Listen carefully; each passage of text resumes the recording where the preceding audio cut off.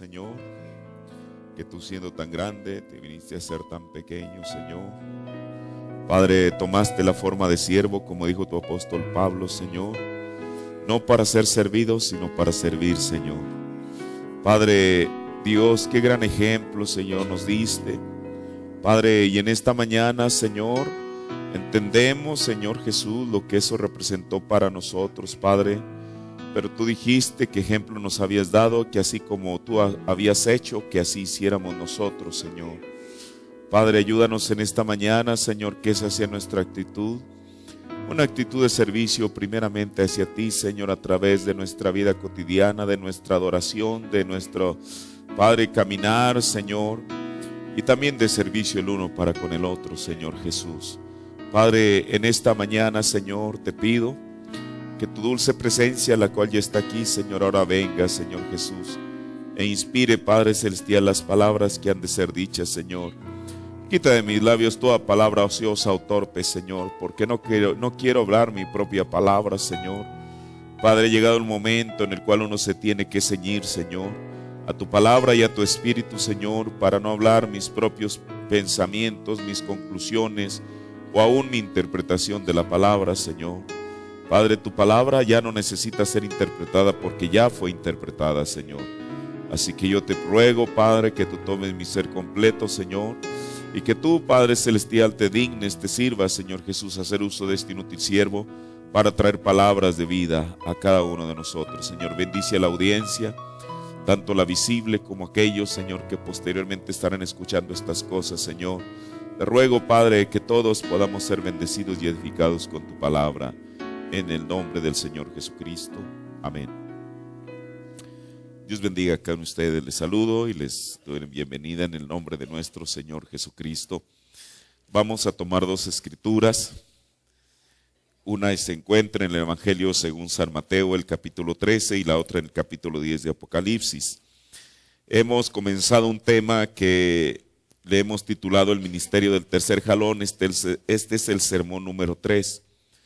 Mire, tan solo el título para alguien que no está familiarizado con el mensaje, le sonaría muy raro. El ministerio del tercer jalón, ¿qué es eso? Y bueno, yo mismo pienso y digo, Señor, ¿por qué tú hablaste en esos términos? Porque estas son palabras que un ángel le instruyó a su siervo, y ahorita los vamos a ver en esta mañana. Y bueno, ¿sabe una cosa? Esto más que profecía, más que, como yo le decía, la crema innata del mensaje, tiene que ver algo para la novia de Jesucristo. Porque de esto dependen muchas cosas futuras. Y uno tiene que estar cierto, por eso mire, yo le voy a pedir en esta mañana, si usted tiene problemas, todos tenemos problemas, deje los problemas en alguna otra parte y ponga atención a lo que se va a decir. De aquí en adelante vamos a entrar ya en esto. No que los otros dos cultos hemos tratado de poner un fundamento bíblico. Y no solamente a través de esos cultos pasados, a medida que pasa el tiempo, vamos a ver cómo es que esto que ha sido llamado el ministerio del tercer jalón está en la Biblia. Y yo creo que eso a nosotros nos da certeza para creer que lo que un profeta de Dios dijo está en la Biblia. Por eso yo no tengo la menor duda que este mensaje es inspirado de Dios, porque está en la Biblia. Así que en Apocalipsis, en Mateo el capítulo 13, el verso 11, aquí el Señor Jesús apenas les ha narrado la parábola del sembrador. En el verso 4, 5, 6, 7 y 8 es donde Él comienza a hablar esa parábola. Y en el verso 19, 20, 21, 22, 23 y 24 es donde Él da la interpretación de esta parábola. Pero en medio de esas cosas, antes de dar la interpretación, Él dice en Mateo el capítulo 13, el verso 11, y respondiendo, Él les dijo, ahora, esta era una respuesta a una pregunta. La pregunta era, Señor, ¿por qué les hablas a ellos por parábolas? ¿Por qué a ellos les tienes que hablar así? Y mire lo que le responde Jesús. Porque a vosotros, o sea, a un pueblo especial, es concedido saber los misterios del reino de Dios. Mire, a veces uno encuentra bueno, siempre hay extremos en esto. Y hay gente que dice, bueno, ¿para qué misterio si lo que necesitamos es el Espíritu Santo? Y yo digo amén a eso. Es el nuevo nacimiento, la base de nuestra vida cristiana. Pero entonces Jesús dijo que es a un grupo especial que Dios le ha dado el privilegio de conocer los misterios del reino de los cielos. Pero a ellos no. Bueno, ¿cuál sería el propósito? Que Jesús a unos les conceda conocer el misterio del reino de los cielos y a otros no. ¿Para qué? Entonces, en el verso 12 dice algo muy importante. Mire, por eso es que todo depende la actitud que uno tenga hacia la palabra y el mensaje. Porque cualquiera que tiene, se le dará. Y no solamente eso, va a tener más. Más, al que no tiene, aún lo que tiene le será quitado. Ahora, ¿por qué Jesús relaciona el hecho de que a alguien Dios le muestre los misterios del reino de los cielos y es al que tiene, y a otro que no le es dado ese privilegio, aún lo poco que tenga le va a ser quitado? Según palabras de Jesús. Ahora, vamos a ir al último libro de la Biblia, que es el libro de Apocalipsis, la revelación de Jesucristo, el capítulo 10. Mire, y este tema, sinceramente, yo creo que está muy amplio. Yo no, bueno, al fin, estoy aquí en mi propia iglesia, así que nadie me está tampoco apremiando a que termine de predicarlo. Aquí en este capítulo 10 de Apocalipsis hay muchas cosas. Este capítulo 10, se lo voy a decir, nos pertenece a nosotros. Y Juan dice, y vi otro ángel fuerte descender del cielo, cercado de una nube, y el arco celeste sobre su cabeza. Y su rostro era como el sol, y sus pies como columnas de fuego. Y tenía en sus manos un librito abierto. En Apocalipsis 5, el libro estaba cerrado. 5 capítulos más adelante, algo pasó, que el libro está abierto. Ahora, y puso su pie derecho sobre el mar y el izquierdo sobre la tierra, y clamó con grande voz como cuando un león ruge, y cuando hubo clamado, 7 truenos hablaron sus voces. Y cuando los 7 truenos hubieron hablado sus voces, yo iba a escribir. Y oí una voz del cielo, o sea, Juan los escuchó. Él iba a escribir lo que aquellos 7 truenos dijeron, pero una voz del cielo le dice, sella las cosas que los 7 truenos han hablado y no las escribas. Por eso es que eso no está escrito en la Biblia, porque a Juan se le dijo que no lo escribiera. Y el ángel que vi estar sobre el mar y sobre la tierra levantó su mano al cielo y juró por el que vive para siempre jamás, que ha criado el cielo y las cosas que están en él, y la tierra y las cosas que están en ella, y el mar y las cosas que están en él. ¿Quién es este que vive para siempre jamás y que crió todo eso?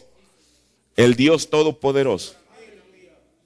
Ahora, si el apóstol Pablo dijo en Colosenses, el capítulo 1, que por él, por Jesús, fueron creadas todas las cosas, entonces es Jesucristo aquel que le dijo esto a Juan.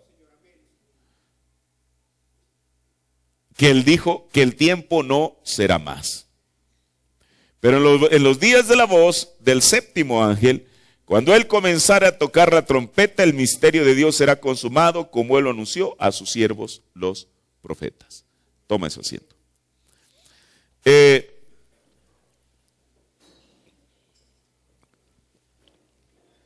Solamente para recordar un poquito. La vez pasada estábamos viendo cómo es que Jesús, él no hacía nada sin que el Padre se lo mostrara anticipadamente. A través de aquel discernimiento él podía ver circunstancias, podía ver lugares, podía conocer lo más íntimo de las personas. Eso es lo que vimos. Y cada cosa que Jesús dijo fue perfecta. ¿Por qué? Porque era de Dios. Eso es lo que a cualquier persona, a nosotros nos tiene que dar esa garantía. que todo lo que es de Dios es perfecto, porque Dios es lo único perfecto que existe. Pero mire, aquel ministerio de Jesús de discernir, de conocer los pensamientos, las circunstancias, los lugares, como lo hizo con Natanael, con Pedro, con la mujer en el pozo, cuando envió a sus discípulos a que fueran a traer aquel borrico, cuando él veía los pensamientos malos que tenía la gente. Entonces, a pesar de que eso era tan perfecto, siempre, y recuerde esto, se ha repetido en cada tiempo y en cada edad, siempre habrían personas que no solo no recibirían esa segunda fase del ministerio de Jesús, pero no solamente no la recibían, sino porque usted sabe, el profeta nos enseñó, la Biblia nos enseña que para que haya una parte siempre hay una contraparte. Para que haya un Dios tiene que haber un adversario, el cual es Satanás.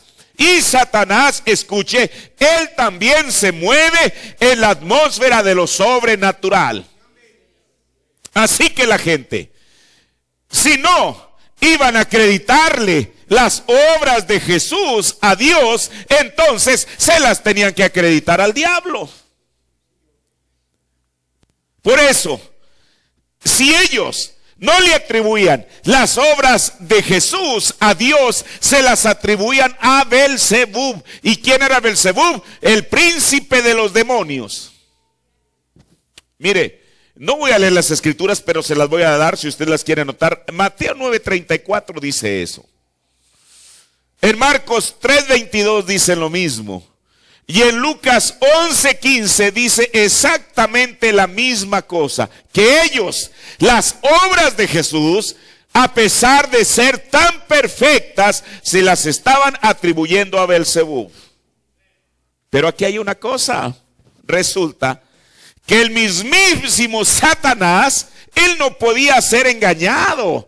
Ahora él puede engañar a la gente. Por eso la Biblia dice, dijo Santiago, si tú crees que Dios es uno, Satanás también cree lo mismo y tiembla. Bueno, si Dios es uno y Satanás cree que Dios es uno, entonces, ¿por qué hay gente que cree que Dios son tres? Porque siendo que Satanás es mentiroso y padre de la mentira, lo que él sabe que es una verdad absoluta, él viene y le miente a la gente. Y es exactamente lo que él ha hecho. Mire, pero si la gente decía que las obras de Jesús eran hechas por Belzebub, si él a través de la gente decía lo que decía, o les aconsejaba en la mente para que dijeran eso acerca de Jesús, él tiene su propia convicción de quién es Dios. Ya a él no se la han contado. ¿Por qué? Porque él estuvo con él desde el principio. En Mateo 8:28, todos sabemos esta historia del Gadareno.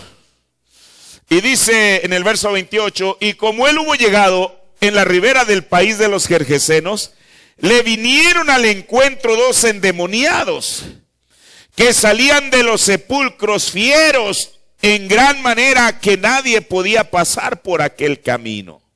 Ahora, ellos estaban ungidos con el diablo. Y cuando vieron que, mire, nadie podía pasar por aquel camino, pero sí hubo alguien que pudo pasar por aquel camino.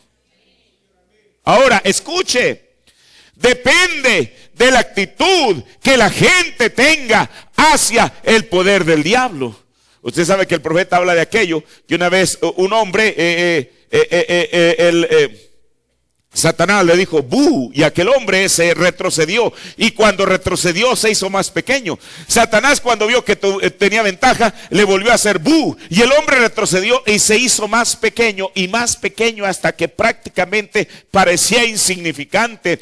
Pero entonces aquel hombre se dio cuenta de los privilegios dados por Dios y él le regresa y le dice ¡bu! Y cuando él le hace así, Satanás retrocede y el hombre crece y así sucesivamente. Por eso la iglesia del Dios viviente tiene que saber en qué terreno se para. Y tiene que saber sobre qué privilegios se está viviendo. ¿Y cuáles son los privilegios? Son los privilegios dados por Dios. ¿Qué tal? La Biblia dice que nadie podía pasar por aquel camino. ¿Qué tal si Jesús también hubiera sido amedrentado y hubiera dicho, es mejor que yo no pase porque aquel individuo me puede agredir, me puede fracturar un hueso? ¿Cómo podía Jesús hacer eso, hermano? Él va y escuche, Satanás sabe. Así que cuando él vio, porque nadie podía pasar aquel camino, y si alguien venía por aquel camino, es porque aquel tenía que ser alguien distinto. Y en vez de salir a agredirlo, como lo hizo con la demás gente que pasaba por ahí, dice la Biblia que salió a clamar y a reconocer la persona y la autoridad de aquel que estaba pasando por allí.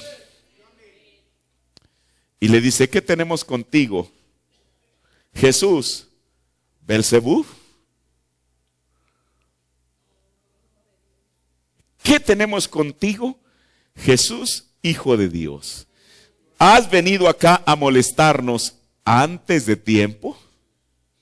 Eso quiere decir que Satanás sabe cuál es su final. Por eso para mí es bueno, ¿y sabe usted por qué? Porque es lo mismo. Satanás se va a aprovechar de la ignorancia de la gente para decirle ¡bu! Hoy en día, ¿cuántas miles y miles de personas están adorando aquí en México lo que han llamado la Santa Muerte? ¿Cómo yo puedo adorarla y decir que es santa? Cuando la Biblia dice que el infierno y la muerte tendrán su final, ¿dónde? En el lago de fuego. Por eso a usted que no le vengan con esos cuentos. ¿Cómo voy a adorar algo que yo sé que de raíz está condenado al lago de fuego? Satanás sabe. Mire, con razón dijo el profeta, hay dos libros que Satanás más desacredita, Génesis y Apocalipsis. Porque Génesis dice cómo comenzó su obra y Apocalipsis dice cuál es su final.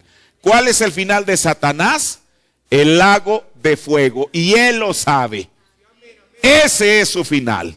Y es un final que nadie puede evadir. Hay denominaciones que tienen cierta teología que le hacen un favor a Satanás y dicen que al final él se va a convertir y que va a ser nuestro hermano. ¿Cómo? No hay un respaldo para eso. Él está condenado al lago de fuego. Punto. Ahora, entonces, Satanás sabe que él va a ser atormentado, pero él dijo, espérame, pues todavía no hay, todavía el lago de fuego no está en vigencia, ¿por qué nos vienes a atormentar? Ahora, escuche, y aquí hay dos cosas, el profeta nos dijo esto, ¿quién tenía la razón en su percepción de quién era Jesús? ¿Quién? Escuche, ¿los religiosos o Satanás? ¿Quién tenía la razón? Satán. Los religiosos estaban diciendo, este hombre, por Belzebú, ya no leí las escrituras, pero ya se las di. Los religiosos estaban diciendo, este hombre por Belzebú echa fuera demonios. O sea, el poder de Dios se lo estaban atribuyendo al diablo. Mientras que el diablo mismo estaba reconociendo, no que Jesús era su compadre, no que Jesús era su compañero, no que era su socio. Estaba reconociendo que Jesús era el Hijo de Dios. Ahora, pero mire, eso no solamente fue en el ministerio de Jesús, sino que eso también fue en el ministerio de otros hombres de Dios. Vayamos al libro de los Hechos. En Hechos 16 nos habla de dos hombres, de Pablo y Silas. Y entonces ellos llegaron, ahí en Hechos, el capítulo 16, si usted lo tiene, Hechos 16, ellos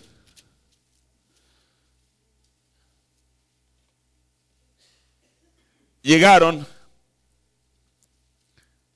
a Tiatira Y entonces encontraron a una mujer que tenía un espíritu pitónico, o sea, de adivinación.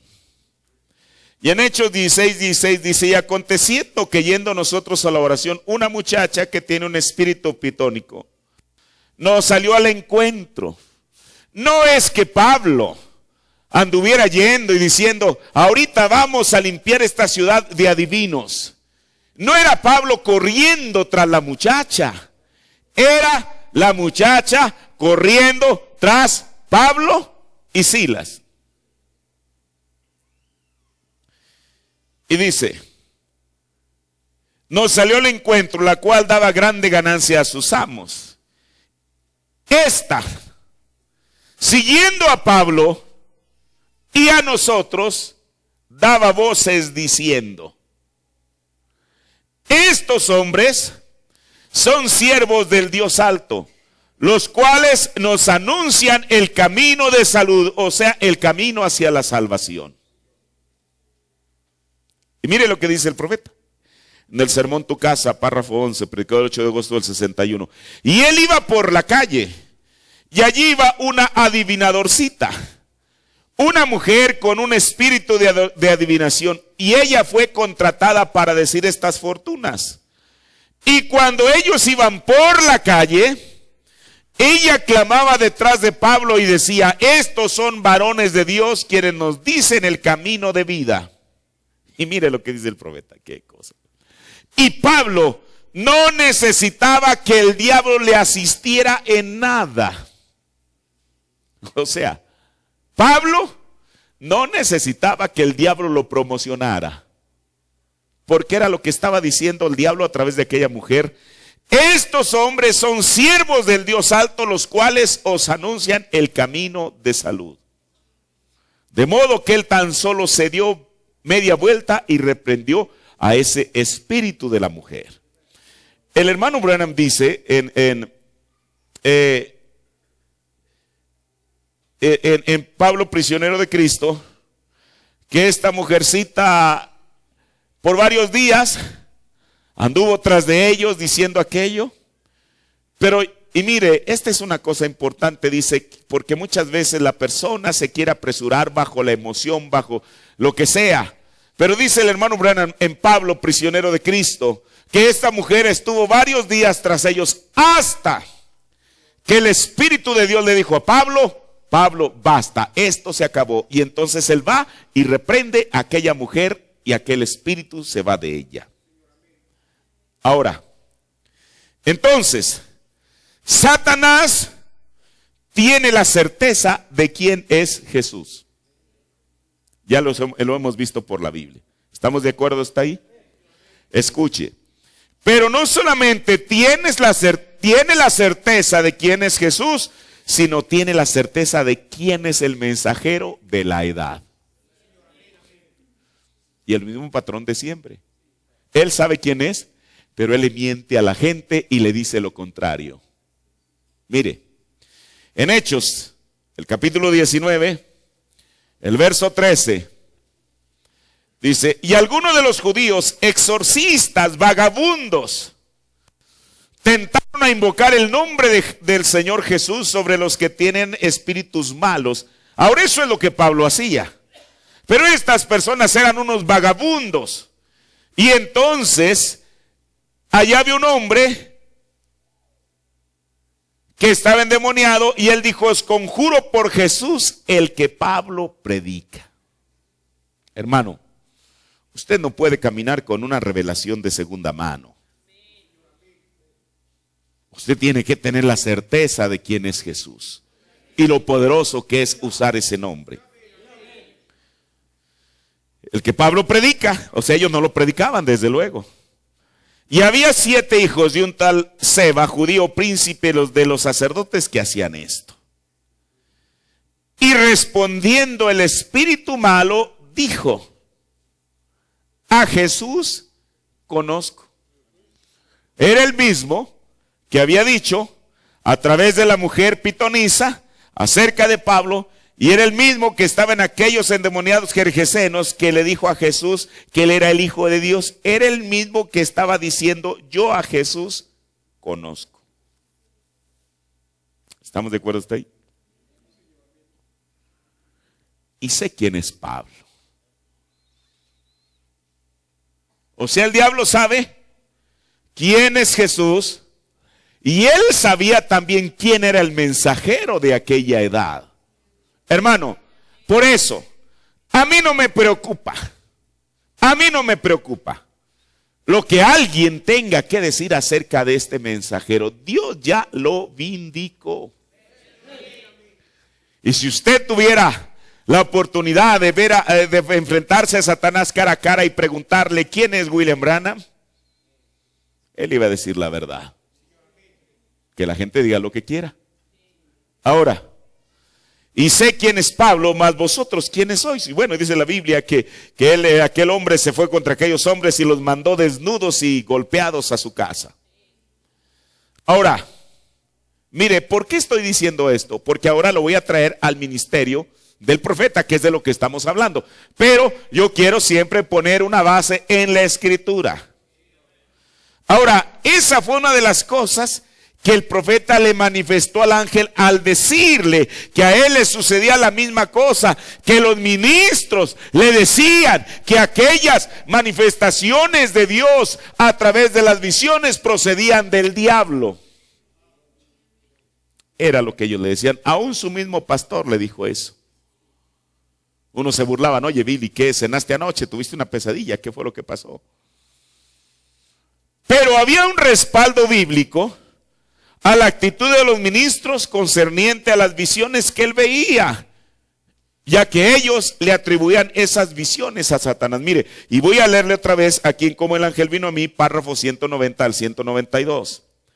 Y luego los predicadores diciendo, eso es del diablo, o sea, lo que le decían a él, eso es del diablo, me hicieron creerlo.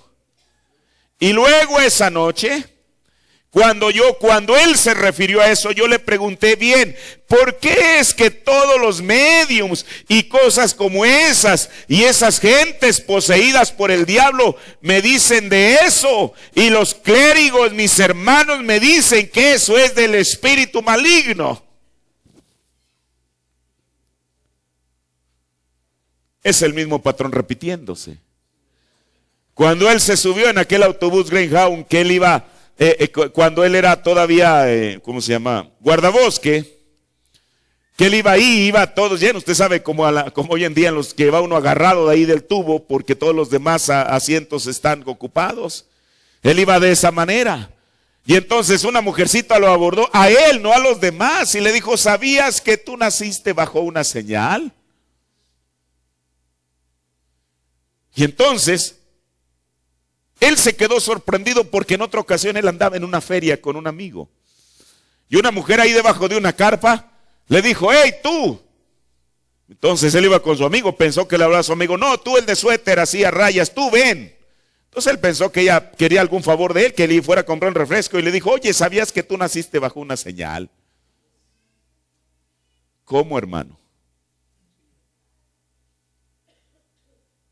Ahora, él dice que él creía que era del diablo porque su mamá lo había advertido de eso. Y es verdad. Pero esta mujer le dijo, oye, tú naciste bajo una señal. Dijo, mira, yo soy una astróloga, yo tengo un hijo que es predicador del evangelio, yo voy a Chicago. Pero ¿sabías tú que cuando Jesús nació, 3 estrellas se conjuntaron para formar una que fueron la que vieron los magos de Oriente? Dijo, de igual manera, cuando tú naciste hubo una señal sobrenatural en tu nacimiento. ¿Cómo sabía ella eso? ¿En qué libro lo había leído? Dijo, es más, yo te puedo decir el día en que naciste. Dijo, eso no es cierto. Dijo, ¿por qué no se lo dice a este marino que va ahí? Dijo, con él no sé. Yo te puedo decir. Las astrólogas, las pitonisas, diciéndole que él había un don de Dios siguiéndole. Y los predicadores diciéndole que las visiones que él tenía eran del diablo. La misma cosa, exactamente la misma cosa que en el ministerio de Pablo y en el ministerio de Jesús. La misma cosa. ¿No? Y entonces, yo escuché lo que él dijo. Quien está ahí en la fotografía, él dijo, Mire, esto es lo que el ángel le dijo: así como fue entonces, así es hoy.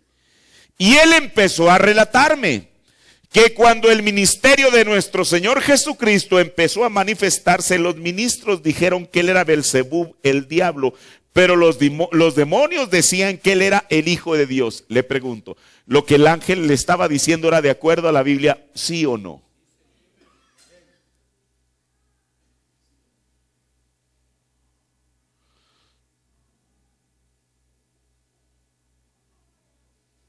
Dijeron que cuando el ministerio de nuestro Señor Jesucristo empezó a manifestarse, los ministros dijeron que él era Belzebub, el diablo. Pero los demonios decían que él era el Hijo de Dios, el Santo de Israel. Demonios. Y mira a Pablo y a Bernabé, cuando estaban allá predicando, los ministros decían: estos hombres trastornan al mundo entero, ellos son malos, ellos son del diablo. Y una pequeña adivina afuera en la calle reconoció que Pablo y Bernabé eran hombres de Dios. Dijo: ellos son hombres de Dios que nos hablan del camino de vida. ¿Es correcto eso? Espiritistas y adivinos, gente poseída del demonio. Hermano, esto es irónico. ¿Cómo?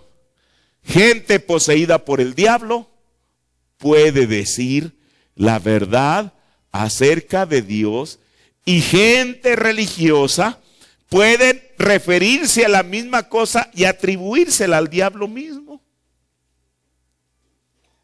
Ahora, por eso, antes de leer esto, yo lo llevé a la Biblia para que usted vea que estas cosas que el ángel del Señor le dijo a su siervo son verdad. Ahora, esa fue la... Mire, por eso, esa es la razón que a mí me da confianza de saber que la interpretación que el profeta trajo es la interpretación perfecta de la Biblia. Yo no escucho a otros predicadores denominacionales, pero yo tengo la certeza que ninguno de ellos podría colocar las escrituras en la manera que este profeta lo hizo. Ahora, mire, por eso esa fue la certeza que tuvo el hermano Branham de que el ángel que le hablaba procedía de Dios. ¿Por qué? Pablo nos advirtió, Gálatas 1, 8 y 9, aun si un ángel del cielo, si un ángel viene y nos dice a nosotros o a cualquier persona: yo soy enviado de la presencia del Dios Todopoderoso, pero si no habla conforme a la Escritura,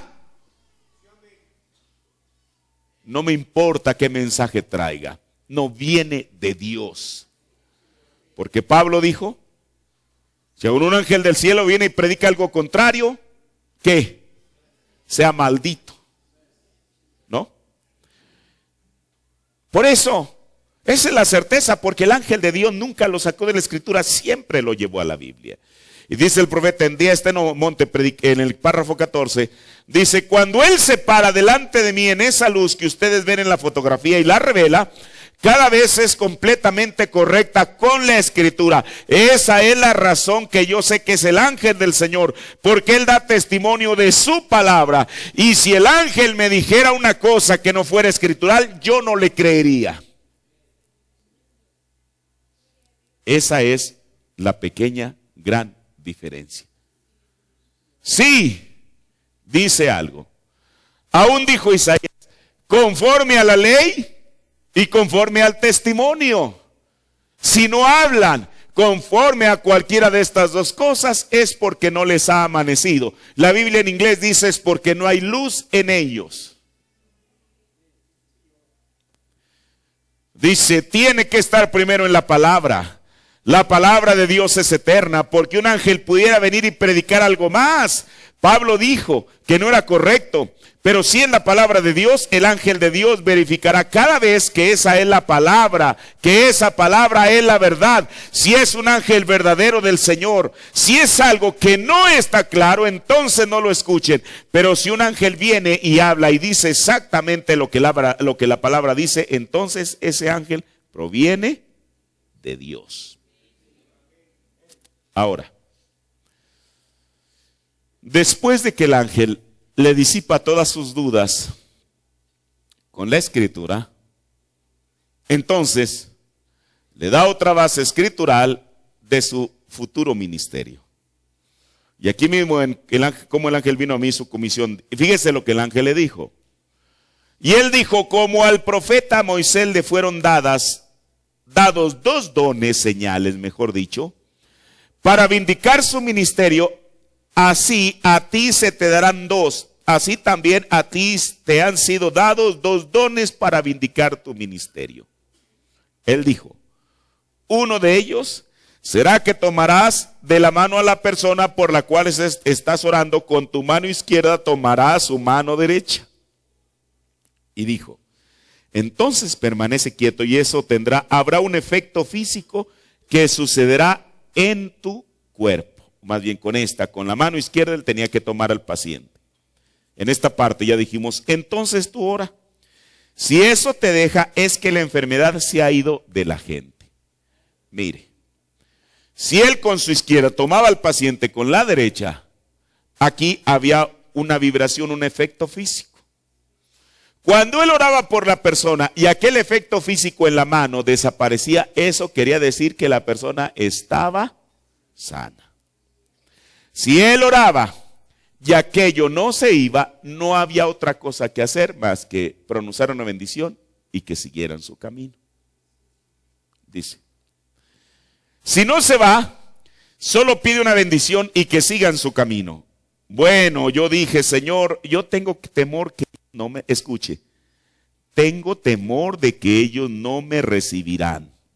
Él dijo, y la siguiente cosa, si ellos no escuchan esto, entonces sí escucharán esto. Dijo, entonces acontecerá que tú sabrás los secretos más íntimos de su corazón. A esto ellos pondrán atención.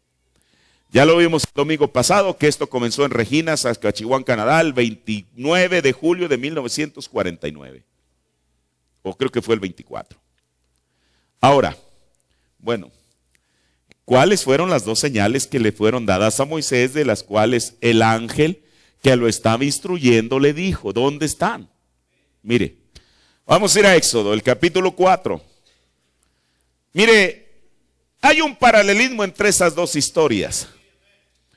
Aquí está Moisés siendo comisionado por Dios y Moisés está renuente a ir. Y en el versículo 1, él expresa el por qué no quiere ir. William Branham dijo, bueno, yo tengo temor de que ellos no me reciban. Moisés dice en Éxodo 4:1, entonces Moisés respondió y dijo, he aquí que ellos, ¿qué cosa? No me creerán. El temor de William Branham era que la gente no le recibiera. El temor de Moisés era que la gente no le creyera. Porque dijo el profeta, esto es lo más difícil que hay siempre, que es sumamente difícil que un ser humano le crea a otro. Y dice, entonces Moisés respondió y dijo, he aquí que ellos no me creerán ni oirán mi voz, porque dirán, no te ha parecido Jehová. Y Jehová dijo, ¿qué es lo que tienes en tu mano? Y él respondió, una vara. Y él le dijo, échala en tierra. Y él la echó en tierra y se tornó una culebra, y Moisés huía de ella. Entonces dijo Jehová a Moisés, extiende tu mano y tómala por la cola. Y él extendió su mano y tomóla, y se tornó su vara en su mano. Por esto creerán que te ha parecido Jehová, el Dios de tus padres, el Dios de Abraham, el Dios de Isaac y el Dios de Jacob. Ahora, esta fue la primera señal que le fue dada a Moisés. Y el ángel del Señor le instruyó al hermano Branham y le dijo, así como a Moisés le fueron dadas 2 señales. El profeta dijo que esta señal de arrojar su vara y que se convirtiera en una culebra y volverla a recoger y que fuera su mano, eso es un milagro. Porque un milagro es algo que no se puede explicar naturalmente.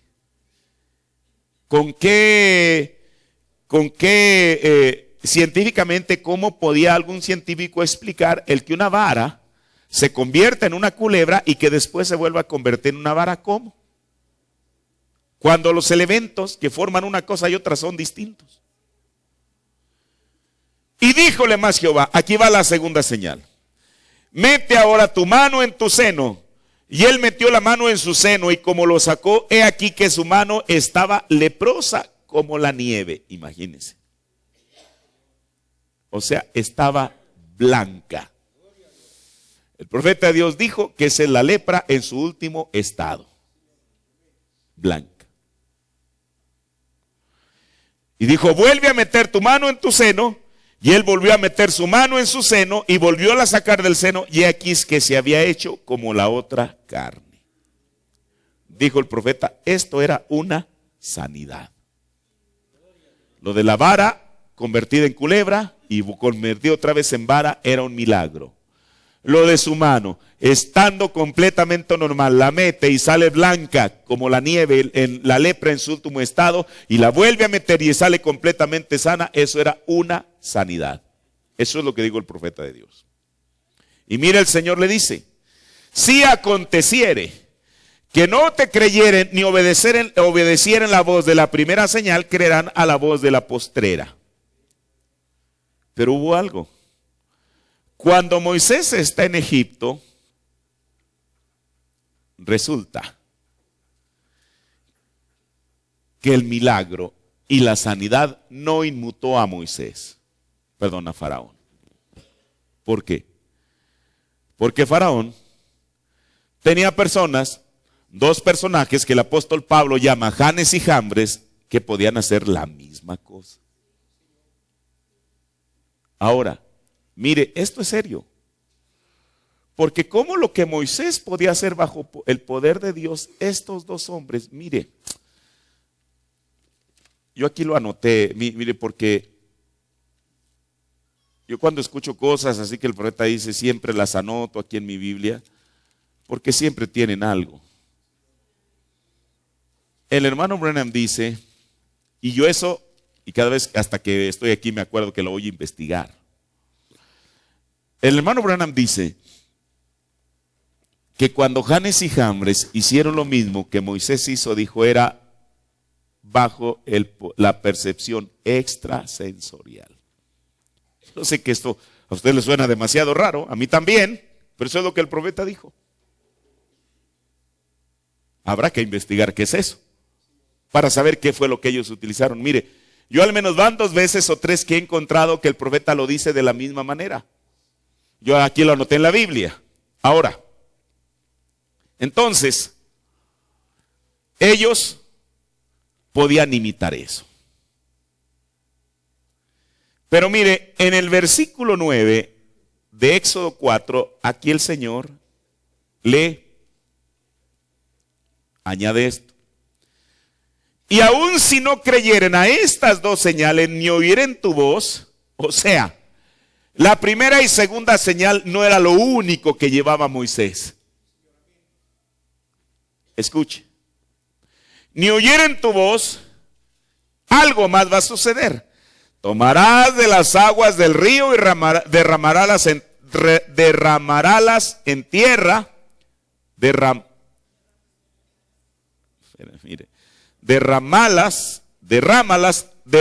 mire, oiga, ¿qué está pasando con mi léxico? Derrámalas, o sea, las vas a derramar en tierra y volversean aquellas aguas que tomarás del río, se volverán sangre en la tierra.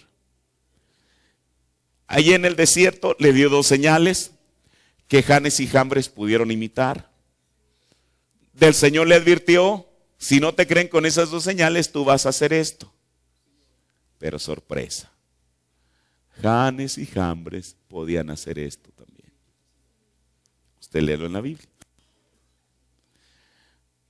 Ahora, primero, viene una plaga. La primera plaga fue convertir el agua en sangre. La segunda plaga fue la plaga de ranas, pero viene la tercera plaga. Y mire, aquí en la tercera plaga hay algo. Vamos a ir a Éxodo, el capítulo 8. Aquí ya Moisés, estando en Egipto, estaba entrado ya en su ministerio. Y mire lo que él dice. Recuerde, la primer plaga Y la segunda plaga, que eran parte de la tercera fase del ministerio de Moisés, ellos las habían imitado.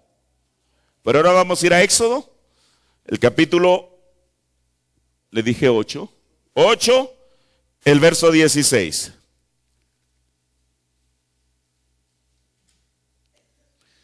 Entonces Jehová dijo a Moisés: di a Aarón, extiende su vara.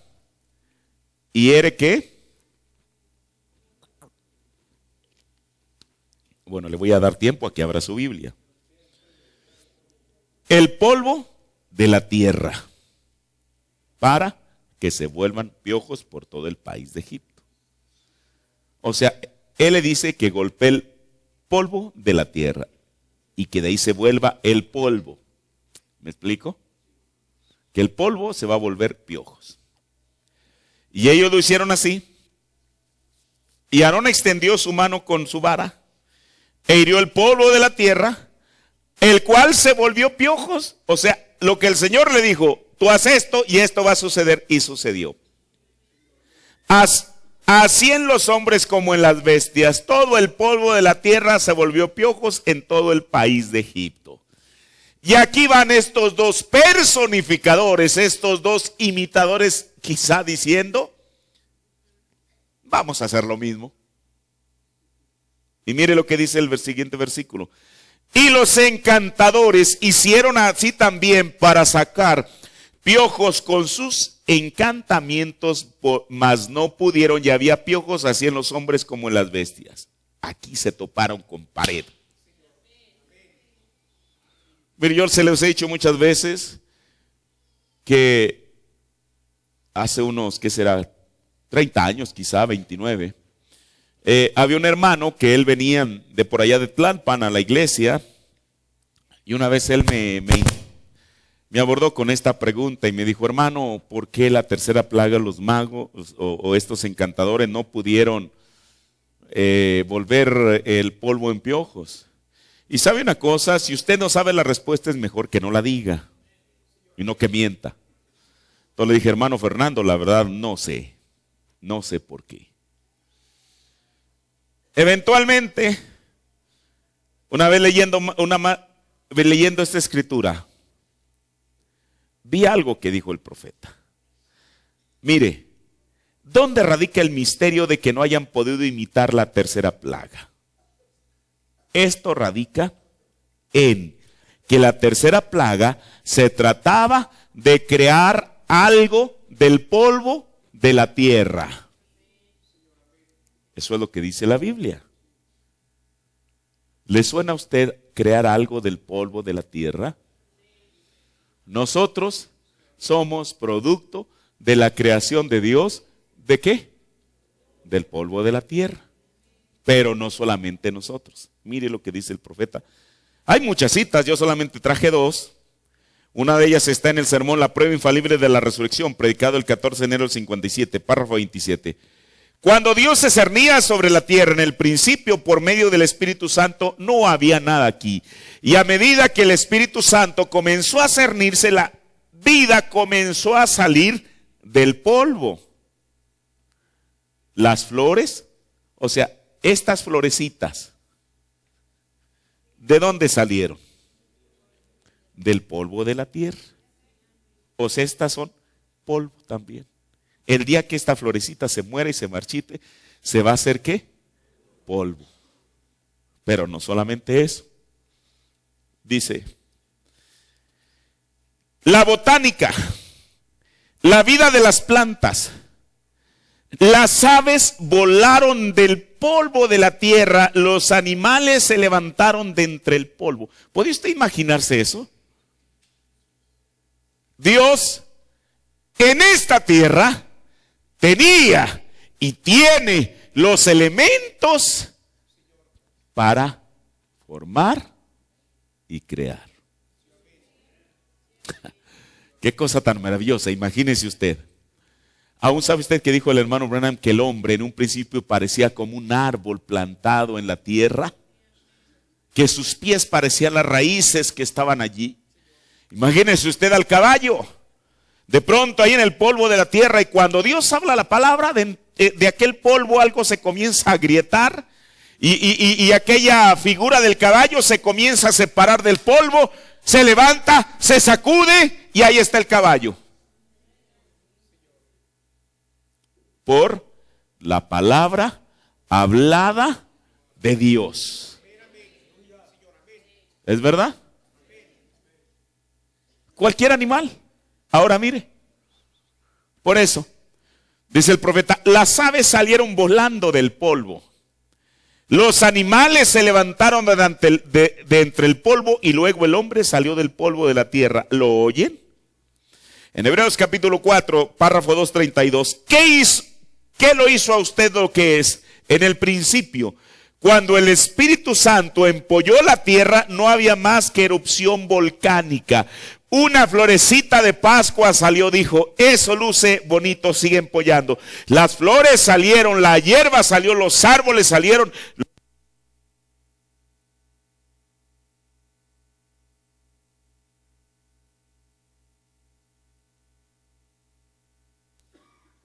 Los animales salieron, un hombre salió. Ahora mire.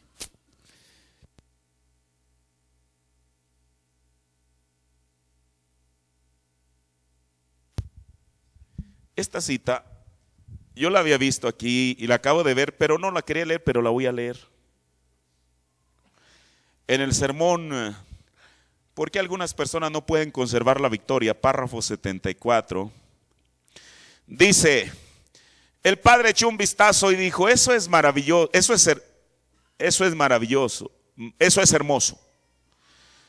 Tan solo me mantendré empollando. Y después, déjeme ver si, porque aquí lo estoy leyendo en inglés, es la palabra la misma que usó en Hebreos, que sí, es la misma palabra, ok. Dice, tan solo me mantendré empollando. Después de un rato, el pasto surgió. Después de un rato, los árboles surgieron. Después de un rato, las aves volaron del polvo. Después de un rato, los animales salieron del polvo. Entonces, ¿qué sucedió? Allí viene un hombre que era empollando. El Espíritu Santo, no una iglesia, el Espíritu Santo. Mire, yo espero que esto se quede en su mente. Entonces, ¿cuál es la razón por la cual ellos, la tercera plaga, ya no pudieron hacerla? Porque eso estaba hablando de una creación de Dios. Lo mismo que Dios hizo en el principio, ahora Dios estaba comisionando a Moisés. Así como Dios del polvo de la tierra sacó las plantas, sacó los animales, nos sacó a nosotros, Él le estaba dando la misma comisión a un hombre, a un profeta llamado Moisés, que hiciera la misma cosa. ¿O no? Por eso, que los demás imiten lo que quieran. Llegó un momento en que se toparon con pared. Ahora, cuando el ángel de Dios le apareció visiblemente por primera vez, no solamente le dijo, voy a recapitular algunas cosas para ya llevarlo al tema. No solo le dijo que él iría por el mundo con un don de sanidad divina, sino que le habló de un recurso totalmente novedoso. El que él tomara al paciente, escuche con su mano izquierda, y a través de las vibraciones él podía detectar si la enfermedad era originada por una vida maligna. Luego, le dijo que si permanecía humilde y sincero, podría decir por medio de visión los secretos más íntimos en el corazón de las personas, y agregó que entonces la gente le tendría que creer. Ahora, hasta aquí, el ángel, escuche, hasta aquí el ángel que le apareció en 1946 no le anticipó nada acerca de lo que sería llamado el tercer jalón. Aquí ya voy a entrar a mi tema. En 1946, el ángel nunca le mencionó esas palabras al profeta. Por eso, si usted escudriña el mensaje del primer sermón que existe grabado de 1947 a diciembre de 1955, el profeta nunca usó las palabras primero, segundo y tercer jalón. Eso vino posteriormente. ¿De dónde apareció ese término? Mire, años atrás, cuando se comenzaron a traducir los primeros mensajes al español, la palabra jalón la tradujeron como etapa, y yo lo entiendo. Pero esta palabra que el profeta usó es esta. Pum. Esta es. ¿Qué quiere decir esta palabra? Bueno, esta palabra tiene algunos significados. Uno de ellos es jalón, estirón, tirón. Eso como cuando usted estira algo. Y usted dice, bueno, pero ¿eso qué tiene que ver con un ministerio? Mire, esta palabra, jalón, proviene de las palabras que el mismo ángel le instruyó al profeta concerniente a su ministerio. Esa era la tercera fase del ministerio del hermano Branham. ¿Cuál era la primera? Que él había de poner su mano izquierda sobre la derecha del paciente. Eso iba a producir una reacción física en su mano. Y entonces él iba a orar. Si aquello desaparecía, él podía declarar a la persona sana. Si no desaparecía, bueno, que Dios la bendiga. La segunda cosa que el ángel le instruyó es que él, por medio de una visión, él conocería los mismísimos pensamientos del corazón de la gente. Eso fue lo que le dijo en 1946. Ahora, ¿dónde comienza esto del tercer jalón? Mire, le voy a dar un poquito de historia. Esto comienza en noviembre de 1955. El hermano Branham tuvo una serie de reuniones, de 10 reuniones, comenzando el día 10 de noviembre y terminando el 20 de noviembre de 1955. Mire, cada una de estas cosas, espero que usted no las deje caer a tierra. Cada una de estas cosas tienen un motivo. Estas reuniones que tuvo el profeta no fueron celebradas en un auditorio como regularmente se hacían, sino en una carpa. El detalle es que al final de las reuniones, el saldo fue que aquellas reuniones al profeta de Dios y a su administrador le dejaron una deuda de $15,000, de los de hace 60 años, de los de 1955. Nunca había sucedido eso. Durante 9 años, lo que se recogía en las reuniones era suficiente para pagar los gastos propios de la reunión, pagar el auditorio, pagarle a los administradores, etcétera, etcétera, etcétera. Y aún sobraba. Pero en esta ocasión, al hacer cuentas, resulta que faltaban $15,000 de los de 1955. Ahora mire, cuando el hermano Branham comenzó su ministerio de sanidad en 1946, él le prometió al Señor que cuando con la ofrenda que se recogiera en las campañas no fuera suficiente para cubrir los gastos, él abandonaría el ministerio de sanidad. No que Dios le requirió eso. Él le dijo eso al Señor. El día que con la ofrenda de la campaña no se cubran los gastos, yo me retiro del ministerio. Parecía que ese momento había llegado. ¿Por qué? Porque ahora debían $15,000. Y entonces él dijo, bueno, Señor, yo te prometí eso, así que yo voy a tener que cumplir mi palabra. Estando en California, no le dijo nada a su familia, pero él tenía la determinación de hacerlo. Dice, bueno, llegando a Arizona lo voy a hacer. No tenía el valor para hacerlo. Y así fue posponiendo el momento en que le había de anunciar a su hijo y a su esposa que él se retiraba del ministerio hasta que él llega a Jeffersonville, Indiana. El hermano Branham dijo que la hermana Meda estaba llorando y le dijo, Billy, ¿estás seguro de aquello que tú quieres, la decisión que has tomado? Sí, yo le prometí al Señor. El hermano Billy Paul le dijo, papá, ¿estás seguro? ¿Crees que es la mejor decisión que tú has de tomar? Dijo, sí. yo le prometí al Señor. Estamos hablando ya de diciembre de 1955. En uno de esos días, él dice que él estaba con su esposa, estaban acostados y entonces algo sucedió. En diciembre de 1955, el Señor le muestra una de las visiones más importantes y sobresalientes de su ministerio. Y esta visión consistió en 5 partes o capítulos. Ponga atención a esto, por favor. Yo se lo voy a relatar. La primera parte, para saber de dónde procedió el asunto de Jalón. En el sermón, que es una visión, déjeme ver si, párrafo 95 al 122, dice el profeta. Aquí venía algo moviéndose y vi a 2 niños. Esta es la primera etapa de la visión. Vi a 2 niños morenos venir bajando, tirando de una carreta pequeña. Yo dije, amorcito, mira lo que aquí viene. Yo ya no estaba entonces, o sea, él ya no estaba en la esfera de lo natural, sino que el Señor lo había movido a otra dimensión más alta. Y ella dijo, ¿de qué estás hablando? O sea, ella no sabía.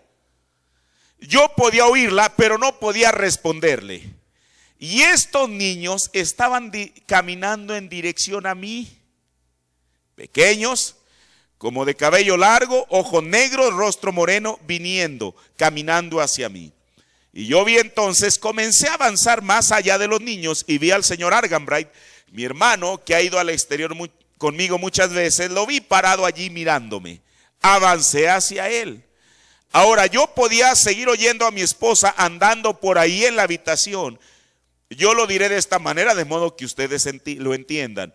Podrían ser no las palabras apropiadas, pero para que así ustedes entiendan. Esa dimensión en la que yo estaba, yo había salido luego, entrado en otra. ¿Qué fue lo primero que vio? 2 niños de ojos negros, tez morena. En otras partes dice que traían polvo, venían descalzos con el polvo almacenado en sus pantalones, que venían tirando de una carreta pequeña. O sea, porque para una carreta grande se requiere un caballo o un buey o lo que sea, pero no, esta era una carreta lo suficientemente pequeña que ellos podían tirar de ella. El profeta de Dios dice que en esta visión ellos, o sea, yo creo que los estaba mirando de frente porque dijo que ellos venían caminando ¿hacia quién? Hacia él. Cuando llegan aquí, entonces de pronto cambia esto y entonces él deja de ver los niños y ve a Arganbright. Maynard Arganbright fue uno de sus administradores de campaña del profeta. O sea, de aquí cambia. Lo primero que es los niños viniendo tirando de una carreta. La segunda cosa es que él ve, cambia el escenario, él dice entrar en otra dimensión y ve a Arganbright. ¿Y qué es lo que pasa con esto? Dice, mire, escuche, por amor de Dios, esto que le voy a decir, póngale atención. Dios, escuche, el mismo creador de los cielos y la tierra, al que nosotros servimos, se dignó en mencionar a México a un profeta. Eso no nos hace mejores, peores que alguien más, pero espere, el día que usted y yo sepamos nuestra identidad en la Escritura, mire lo que el profeta sigue viendo.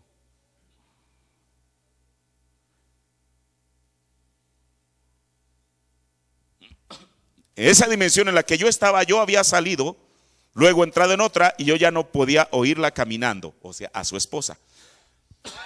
Ya no estaba. Y vi al señor Arganbright. Y él estaba a su modo peculiar, la manera que él mantiene la cabeza y sonríe amablemente mientras me mira. Y él dijo, hermano Branham, dijo, hemos repartido las tarjetas por todas partes y tenemos una vía para que usted entre y salga y todo está listo. Le dije, muy bien, hermano Arganbright, ¿en qué dirección debo ir? Él dijo, tan solo manténganse avanzando.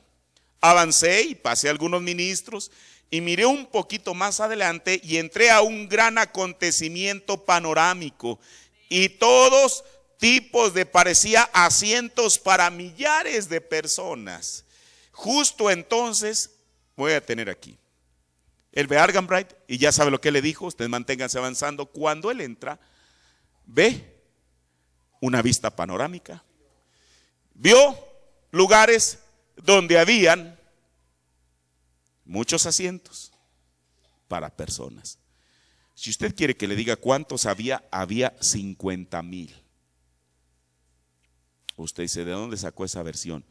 Porque la Plaza de Toros México tiene 50,000 butacas. Oiga, ¿cómo Dios? Bueno, a mí no me gustan los toros, les soy honesto, pero yo he pasado varias veces. Yo no sé cuándo ustedes o han entrado o han pasado por fuera de la Plaza de Toros México. Es un redondel tremendo. Yo nunca he entrado porque yo una vez cuando estaba haciendo un documental traté de entrar y no me dejaron porque no era, quizás si yo hubiera ido un domingo, hubiera pagado mi boleto para la corrida de toros, hubiera entrado, pero como era cualquier otro día me dijeron que no podía entrar. Yo quería ver cómo se miraba ese lugar por dentro, porque así fue como Dios se lo mostró a un profeta. Escuche, al más grande profeta que ha existido, de pronto que el Señor le muestre ese lugar. Ahora, permítame seguir leyendo.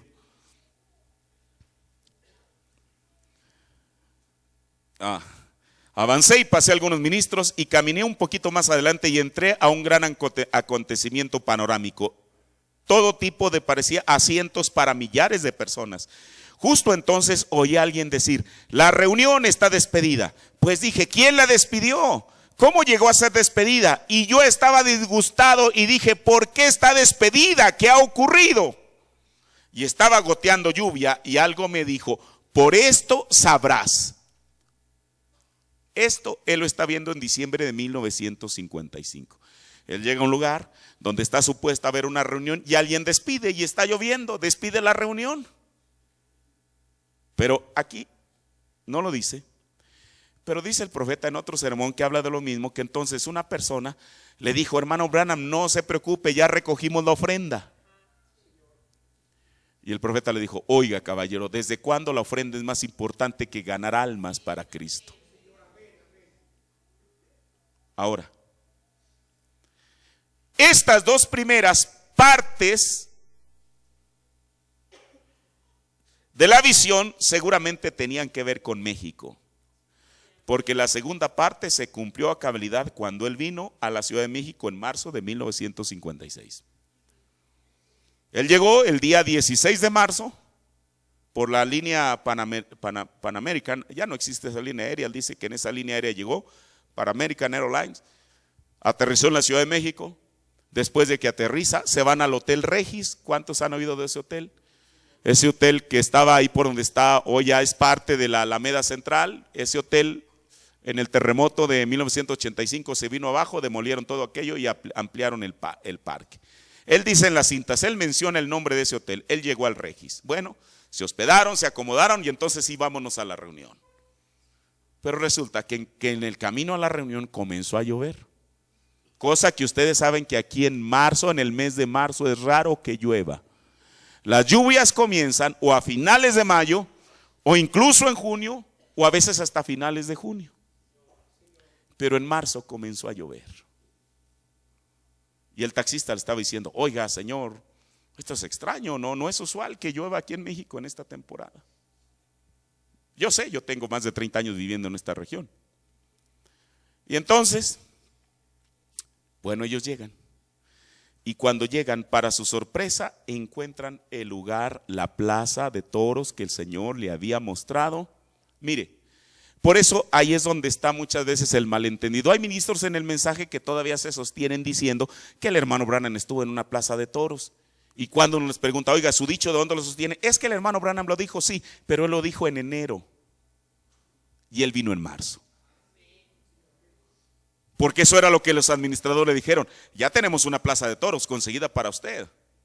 Él llega y resulta que aquello está cerrado. Jack Moore, que fue nuestra compañera, dice que le dio un codazo y le dijo, hermano Branham, si yo no creyera en usted, con esto yo creería. La reunión fue cancelada. ¿Sabe usted por qué? Esto no lo dice el profeta, yo lo investigué.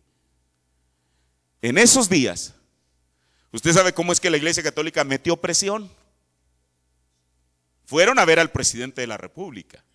Y si usted no lo sabe, ese es el único presidente protestante que México ha tenido, fuera de toda la bola de sinvergüenzas y rufianes que hemos tenido.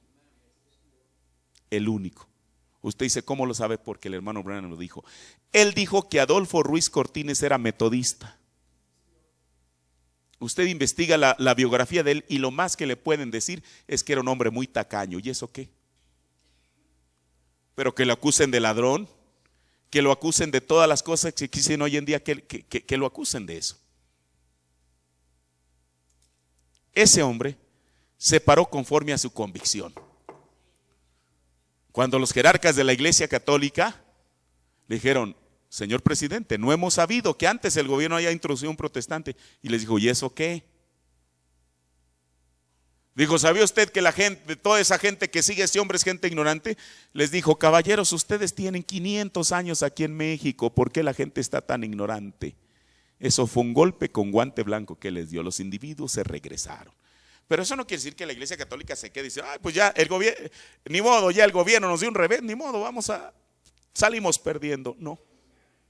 ¿Sabe qué hicieron? Movieron las cosas de tal manera que canjearon una campaña de un profeta de Dios por una lucha de box. Usted dice, ¿cómo lo sabe usted? Yo fui a una hemeroteca e investigué todos los periódicos del mes de marzo de 1956 para darme cuenta qué es lo que había pasado en ese fin de semana. Y me enteré que el ratón Macías peleó contra un filipino en la Plaza de Toros, México, ese fin de semana que William Branham estaba supuesto a estar allí.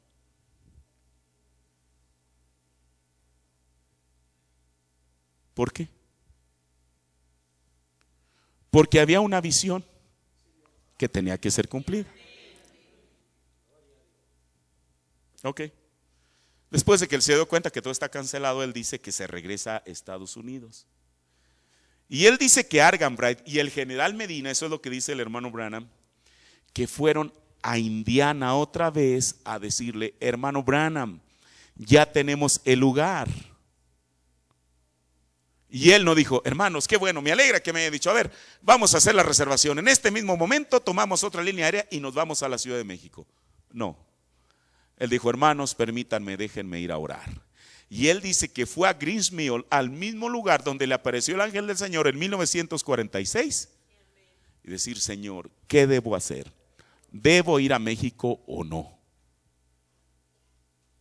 Y mire, esto que le voy a decir, aquí es donde este tema comienza a levantar ámpula. Porque hay gente que no le gusta escuchar lo que dijo el hermano Branham. ¿En qué es una visión? Párrafo 150. Dice, así que nos regresamos. Entonces oí que el señor Arganbright estaba de camino a verme, o sea, se regresaron a Indiana otra vez. Entonces oí que el señor Arganbright estaba en camino a verme. Salí a orar en mi cueva y pedirle al Señor que Él me mostró otra visión. Él dijo, pez muerto, ven, estaba yaciendo. Y Él me dijo de lo que se trataba. Él dijo, regrésate, pero este no es el tiempo, pero yo lo bendeciré.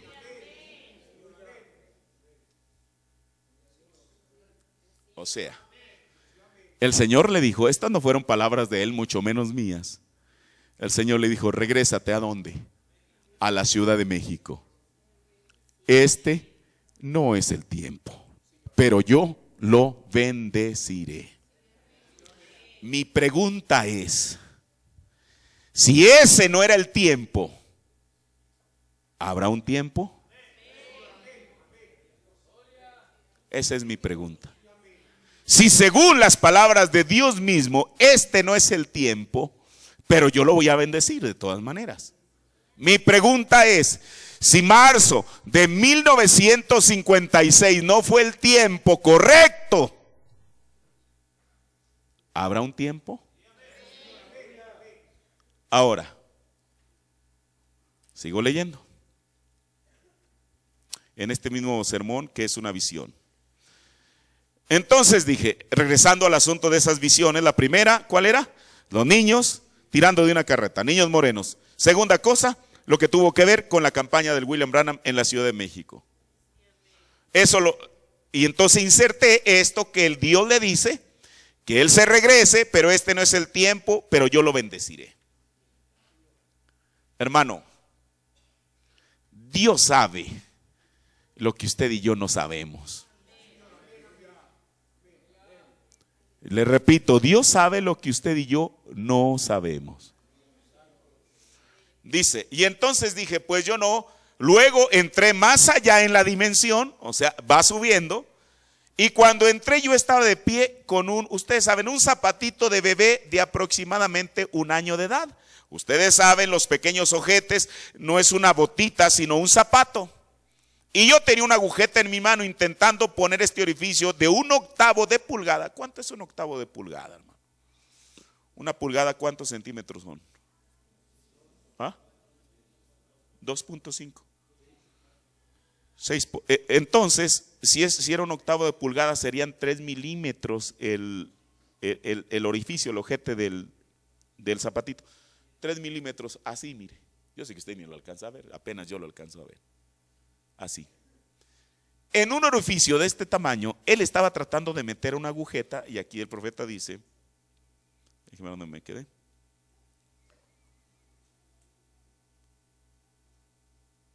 En este ojete, de una agujeta de aproximadamente media pulgada, o sea, más así. Lo estaba tratando de meter en un orificio pequeño así. Y yo estaba rompiendo los hilos por toda la agujeta, intentando meterla así, y no podía meterla, y la agujeta estaba siendo rota en el extremo. Así que entonces oí a alguien decir detrás de mí, ¿no entiendes que no puedes enseñarles a los bebés cosas sobrenaturales? Y miré alrededor y estaba detrás de mí. Y yo reconocí esa voz. Él dijo, estás usando el extremo equivocado de la agujeta. Y bajé la mano, y bajé la vista al extremo de la agujeta tirada en el piso, una gran madeja de cuerda, y estaba reducido a un atinado 1/8 de pulgada. Así pasaría por el orificio, dije, ya entiendo. Y mientras me agachaba para levantar la agujeta, fui llevado más.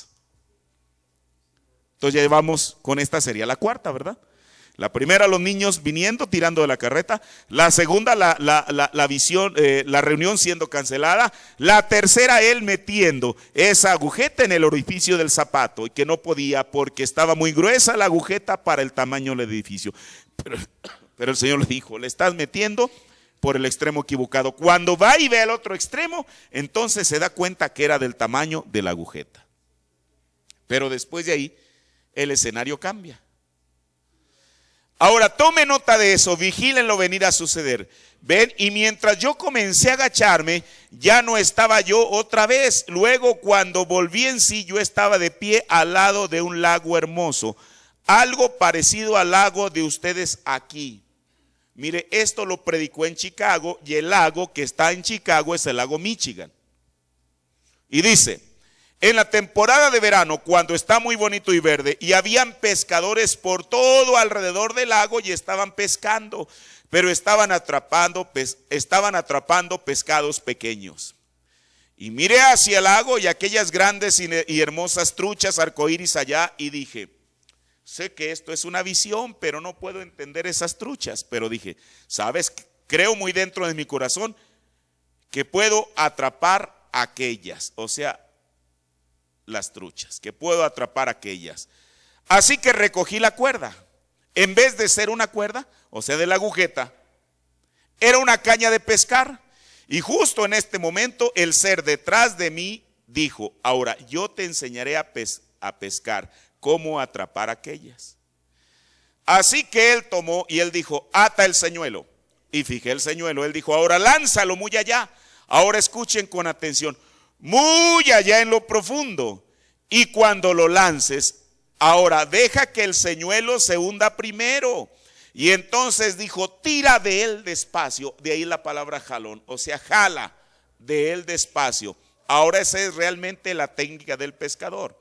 Así que él dijo entonces, cuando tires de él, ahora sentirás algunas picadas en él, pero no le digas a nadie lo que estás haciendo, guárdatelo. Y dijo entonces cuando lo sientas picar otra vez, dijo, tira tan solo un poco, pero no muy fuerte. Él dijo, y entonces eso lo apartará de los peces pequeños. Y cuando se esparzan, eso atraerá la atención de los peces grandes y ellos lo agarrarán. Y dijo, así es como lo atraparás. Dijo, entonces, cuando muerda la tercera vez, prepara tu anzuelo para la pesca. Yo dije, ya entiendo. Dijo, estate quieto, no se lo digas a nadie, estate quieto. Yo dije, de acuerdo. Y yo tenía el señuelo en mi mano, y todos estos pescadores resultaron ser ministros. ¿Lo entiende hasta ahí? Es una visión. Él está pescando. El ángel le dice cómo lo enseña cómo pescar. Y entonces había otros pescadores que no eran pescadores de verdad, eran ministros.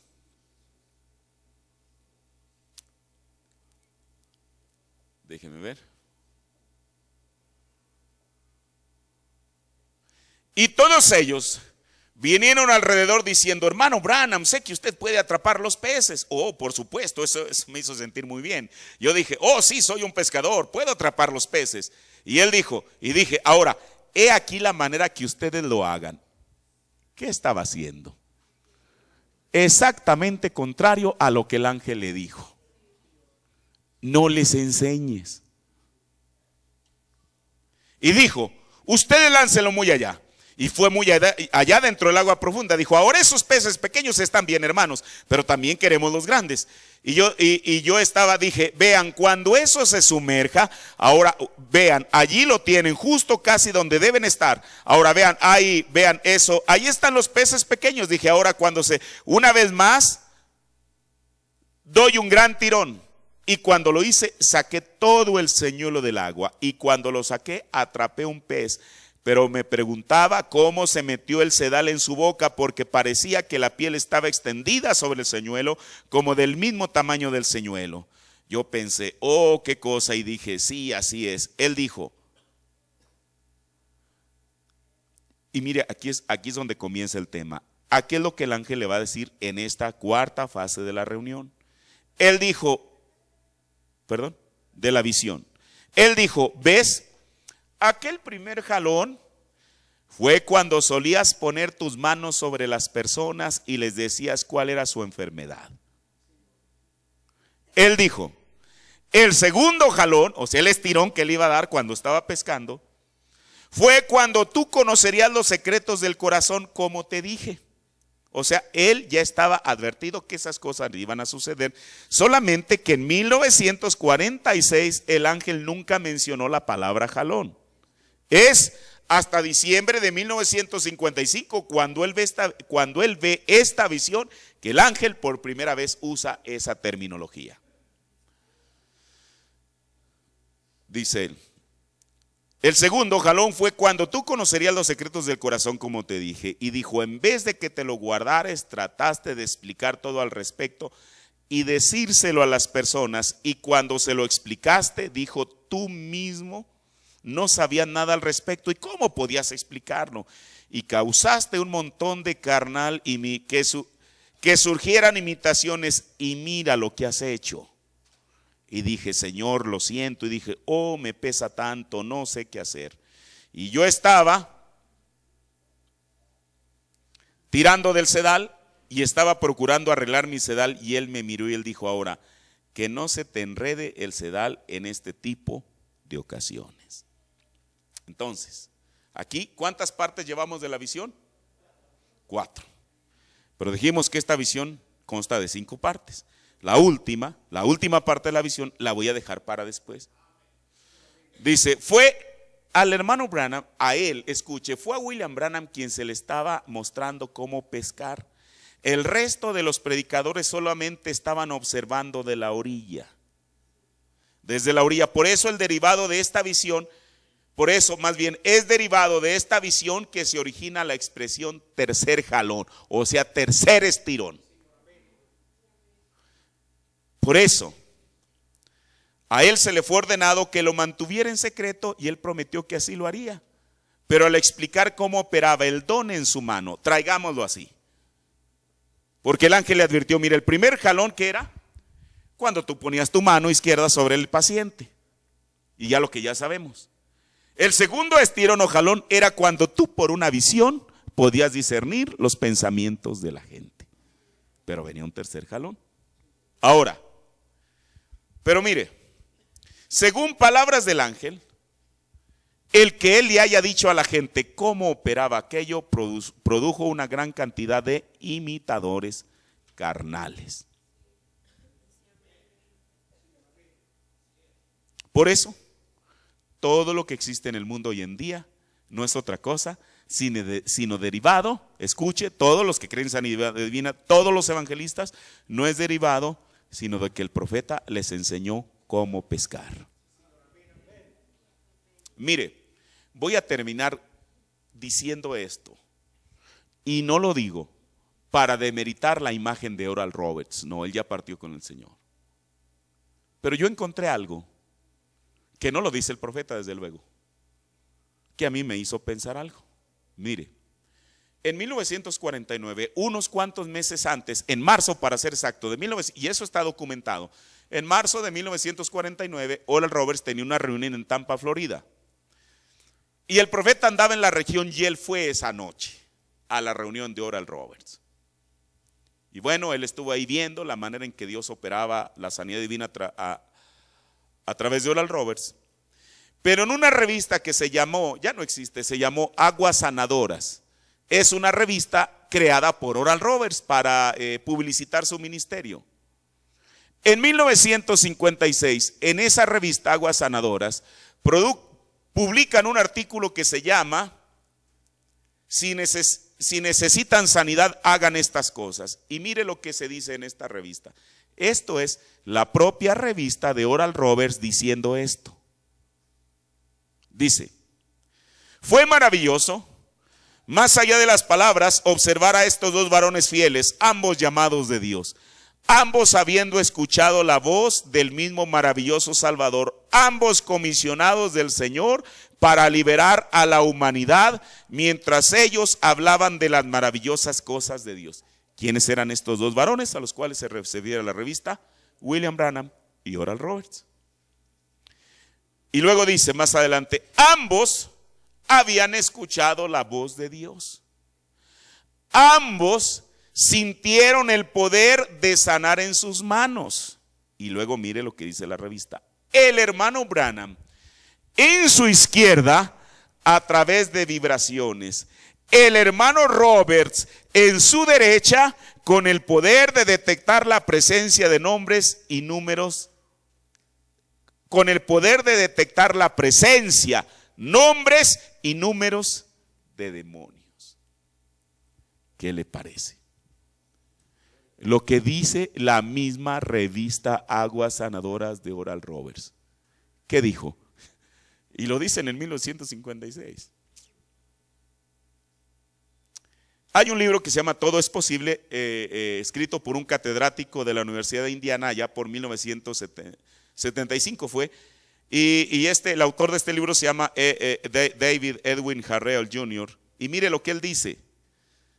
Dice Roberts, y luego entre comillas, sentía una manifestación de la presencia de Dios en su mano derecha. Y ahí terminan las comillas. Lo cual suplía y vuelven a las comillas, punto de contacto, se cierran las comillas, entre el creyente y el poder sanador de Dios. Esto le daba a él, comillas, una certeza que resultó en la sanidad de miles de personas. Y termina la cita. Hermano, el ángel le dijo, porque tú les enseñaste a pescar, que produjiste una gran cantidad ¿de qué? Personificadores, de imitadores. Porque tú les enseñaste. Ahora, en lo que fue el jalón del hermano Branham, él lo dijo en 1955, que el ángel le había dicho que él con su mano izquierda iba a tomar al paciente en su mano derecha, y ya sabemos. Yo le pregunto, Oral Roberts, ¿de dónde sacó el asunto de su mano derecha?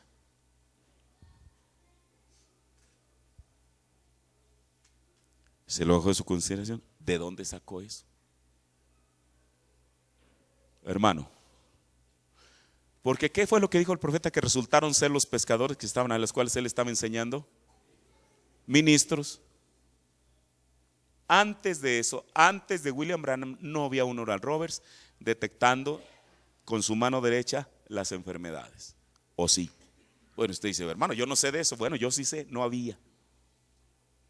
Eso solamente para darle una muestra del primer jalón. Por eso el ángel le dijo, no les debiste de haber dicho. En el discernimiento, hermano, ahí ni tocarlo. Ya hablamos parte de ello la otra semana. Después de William Branham, vinieron discernidores en cantidades. ¿De dónde sacaron eso? Porque el hermano Branham les explicó cómo. ¿Ve? Pero hay una cosa, con esto cierro, póngase de pie.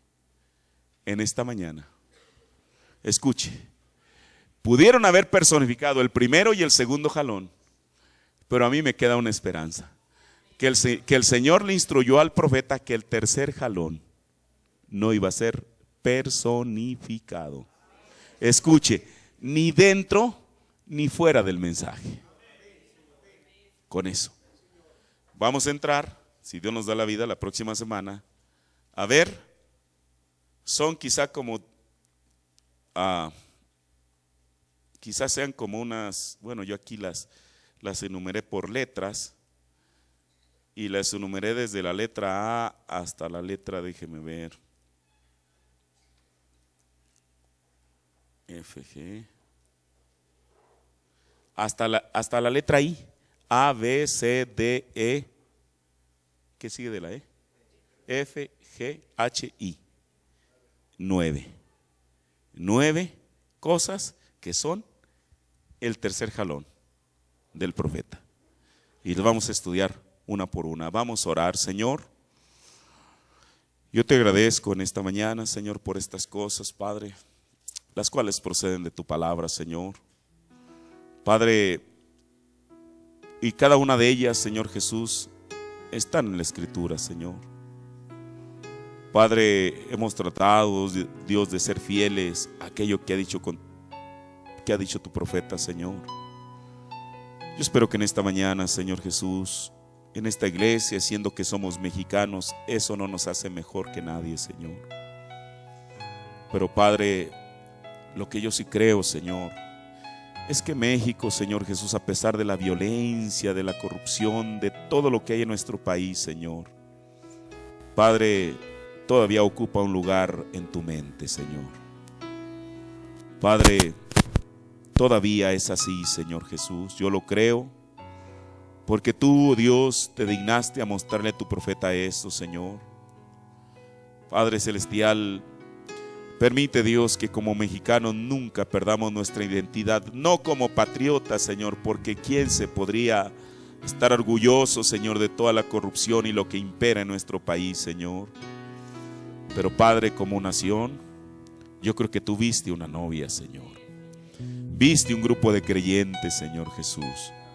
Padre, y entre esos creyentes nosotros nos identificamos, Señor. Padre, que no se nos olvide eso, Señor. Ni que digamos, sí, el profeta habló de México.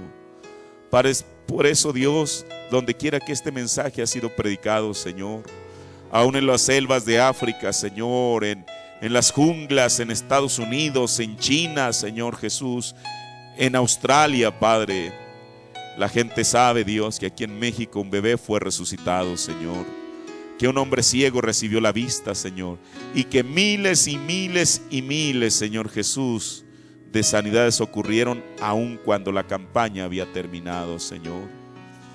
Padre, eso nos enorgullece, Señor Jesús.